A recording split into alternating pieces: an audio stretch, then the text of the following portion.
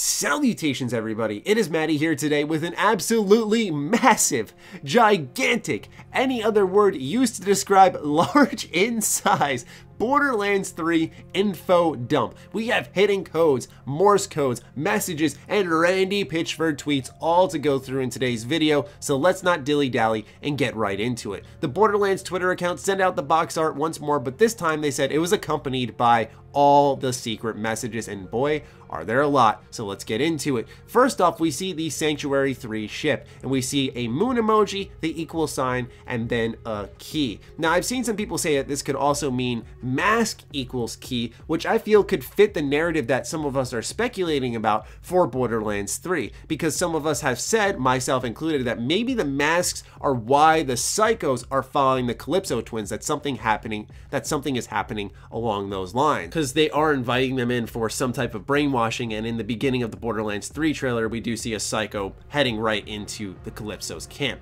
Also, it could mean moon equals key, which could mean that maybe we're heading back to Elpis, the setting of Borderlands the pre-sequel, and finding some type of key, or that Elpis in its own right is a key, and who knows what that could possibly entail for the universe of Borderlands. Afterwards, we have a code that translates to "we don't speak of Sanctuary 2." Now, this could explain for some folks where some of the missing characters in the Borderlands 3 coverage have been. We don't know where Gage is, Salvador, Axton, and so on. We've heard nothing about them, so perhaps something happened to Sanctuary 2 and now they're gone, which would really be unfortunate, and I doubt Borderlands would think it's smart to do a off-screen death for characters we've played hundreds and hundreds of hours with, but still, it is some possible speculation there. My guess is they're not dead, and that part of the narrative is finding out where these people are as they went on a mission using Sanctuary 2. Now, this one isn't really a code that has to be deciphered, it just says siren on one of the rose petals, and that's it. And sirens are obviously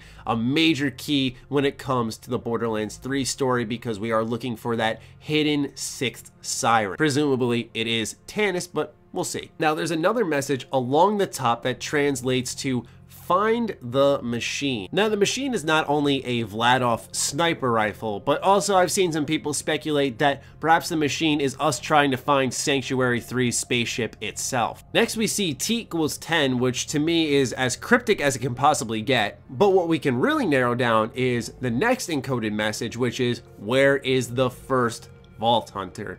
Now, this one to me, I imagine after playing Borderlands 1 once more, would presumably be Tannis. Everything is pointing at Tannis when you look at the Battleborn message saying Tannis is not what she appears to be. And then where is the first Vault Hunter, which based off the audio logs that you discovered through a side quest in Borderlands 1, and you hear about Tannis hunting down the Iridian key and trying to figure out about the vault on Pandora, she absolutely was the first Vault Hunter. This is exciting. I think I might strip naked and run around to celebrate, but I'll do it during the dim cycle for fear of prying eyes.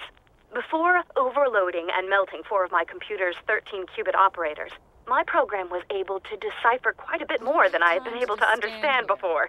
It will take a few days to fix, but I was able to find many repeated instances of an event that takes place every 200 years. It's repeated many times with a symbol that looks not unlike a circle with an upside-down V in it. It's possible that this is the vault.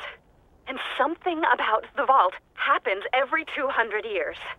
Tonight, for dinner, I will have eggs.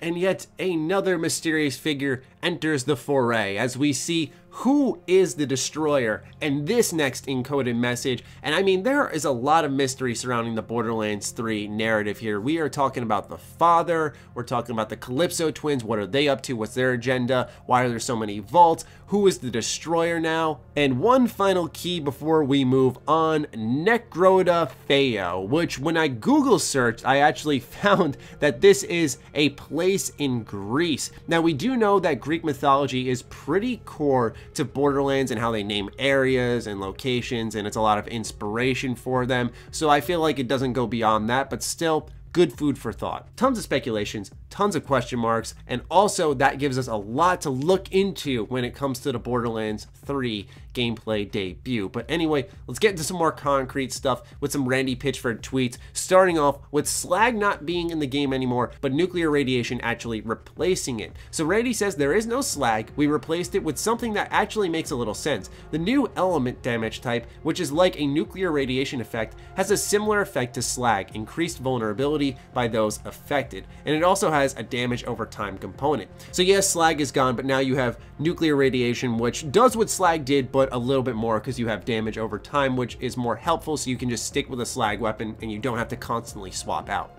More importantly though is Randy's tweet about the endgame. Toma asks, how beefy is the endgame in Borderlands 3? Is it as beefy, if not beefier, than Borderlands 2? Borderlands 2 lasted as long as it has because of how much you could do after the main story. Borderlands 2 has DLC stories, headhunter bosses, raid bosses, etc. Will that stuff return, but more? And Randy says yes, that stuff will return, but more. Holy smokes, because Borderlands 2 has arguably one of the best end games of all time. You can keep going, you can keep cycling characters. There's the Vault Hunter mode, there's the little mini DLCs that you can do. So much was added to this product because Gearbox wanted to keep going until they could maximize the memory limit for this game. And now with next generation technology, a lot of those limits have been expanded, so we can expect an even bigger end game in Borderlands 3, which makes complete sense. I'm telling you, man, this is looking to be a big product that's going to give us a lot of time for our money. And to wrap all of it up, will the weapons of Borderlands 3 have more color and skin variety as compared to Borderlands 2, which Randy says a simple